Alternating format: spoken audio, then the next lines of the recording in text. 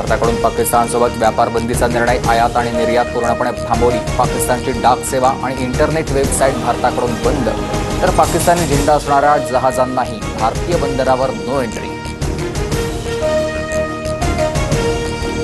पीओकेमध्ये भारतीय हल्ल्याच्या भीतीनं 2 महिन्यांच्या राशींसाठी दुकानांवर गर्दी, बंकर्सची साफसफाई सुरू। मदरसे तात्पुरते बंद, तर फटाके, संगीत, लाऊडस्पीकरवर देखील बंदी। दहशतवादाला प्रोत्साहन देणाऱ्यांना धडा शिकवणार, अतिरेक्यांना खतपाणी घालणाऱ्यांवर कडक कारवाई करणार। पहलगाम हल्ल्यानंतर पंतप्रधान नरेंद्र मोदींचा पाकिस्तानला इशारा। सिंधू नदीच्या पाण्यावर भारताचा हक्क, हा गांधींचा देश। पाणी बंद करण्याची धमकी दिली, पण त्यांना मारणार नाही। जम्मू काश्मीरचे माजी मुख्यमंत्री फारुख अब्दुल्लांचं पाकिस्तानला उत्तर। सिंधू नदीसाठी आम्ही टोकाची भूमिका घ्यायलाही तयार। सिंधू जल करार रद्द केल्यानंतर बिलावल भुट्टोचा जळफळाट।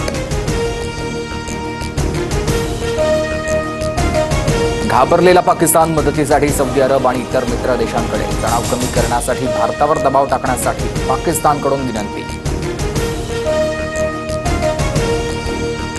पहलगाम हल्ल्यातले संशयित श्रीलंकेत पळाल्याचा संशय, भारतीय तपास यंत्रणांच्या अलर्टनंतर चेन्नईहून कोलंबोत पोहोचलेल्या विमानाची श्रीलंका सुरक्षा यंत्रणांकडून तपासणी। पुरंदर विमानतळ प्रश्नावरून शेतकरी आक्रमक, जमिनीच्या ड्रोन सर्वेक्षणाला विरोध करत बैलगाडीसह शेतकरी रस्त्यावर। जमावाला पांगवण्यासाठी पोलिसांनी लाठीचार्ज करत आणि अश्रुधुराच्या नळकांड्या फोडल्या। शिंदेच्या शिवसेनेमधील आमदार दीपक केसरकरांकडून राजकीय निवृत्तीचे संकेत। यापुढे निवडणूक लढण्याची इच्छा नाही, केसरकरांचं जाहीर वक्तव्य।